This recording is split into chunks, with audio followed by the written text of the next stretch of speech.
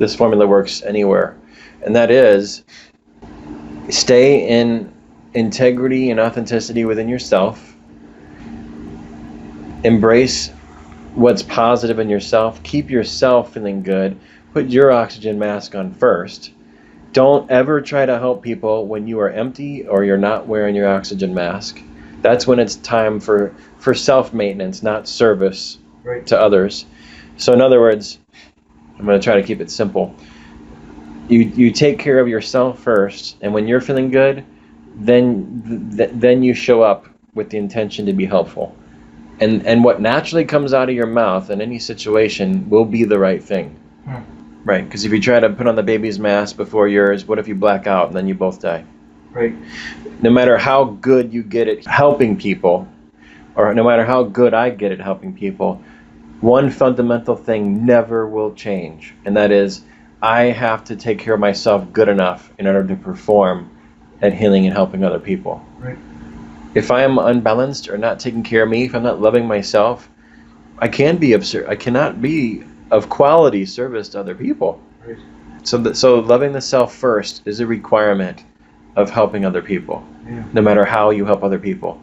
And then when you are doing good, when you're exercising, eating right, when you're socially engaging, giving yourself some balance with social time as well as work, you will feel better. And if you do those types of things fairly consistently, you should feel better more often than not, right? Yeah. And then when you engage with someone from that place of, I guess you could say, alignment, from that place of feeling good because you're taking care of yourself,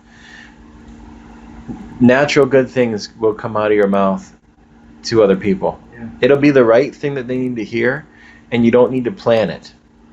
Yeah. You don't need to plan for it.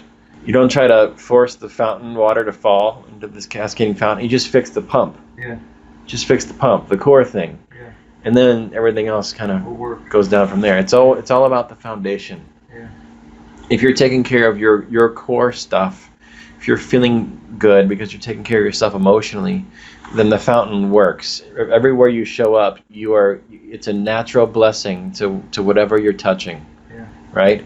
But on the other hand, what not to do, and a lot of people do this, they'll try to overexert themselves while letting the internal stuff crumble. Yeah. And that's when you have things like anxiety building up, physical ailments,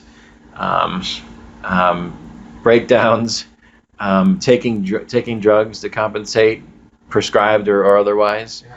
That's the outside-in approach. That's chasing your own tail kind of thing. Yeah. That's responding forever, incessantly to the needs of what's around you without ever checking in. And that's when you lose you. Yeah. When you're not connected with you. Yeah. Make sense? It does. So as long as you're taking the inside-out approach, you're taking care of you first, so you're feeling good, eating, exercise, and some positive social interaction. Yeah. Just basic stuff. Getting your rest, yes. Everything else kind of rolls from that. It will. And from that place of alignment, you will discover how to align in even higher ways. Yeah. Oh my gosh, Toastmasters, cool. I'm going to learn how to be a better speaker. Yeah. And those things that are helping you to develop even more will also feel good when you're coming from that place of balance already. Yeah. But you're not thinking about how to be a better speaker when you're not getting any sleep and you're eating junk food all the time. Right. Right. It's like the hierarchy of needs, the pyramid. Yeah. Yeah. Food, water, shelter at the bottom. Toastmasters somewhere in the middle or top. Yeah. I got you. And life can be demanding. Kids, other family members, different things. It can be demanding and really take our attention away from ourselves. Yeah. And it can be really easy to justify, well, I don't have time for me. I don't have time for this or that and the other thing. I get it. But once it becomes a priority, and at some point it will, if your physical health starts breaking down, for example, the doctor says you have to do this or you will die. You have to take this, you have to get exercise. You have, why not do it when it's an elective, when you can deal with yourself emotionally before it becomes Compulsory. Yeah. something that's compulsive, something that is forced upon you. We're talking about things not in moderation. Yeah. Too much television, neglecting the self, or just being overrun with other people demanding our time. Maybe we're a compulsive people pleaser. Yeah. And we don't know how to put ourselves first. And people think we're being a good person by living that way, and it's very not self-loving. Yeah. So the inside out approach is important.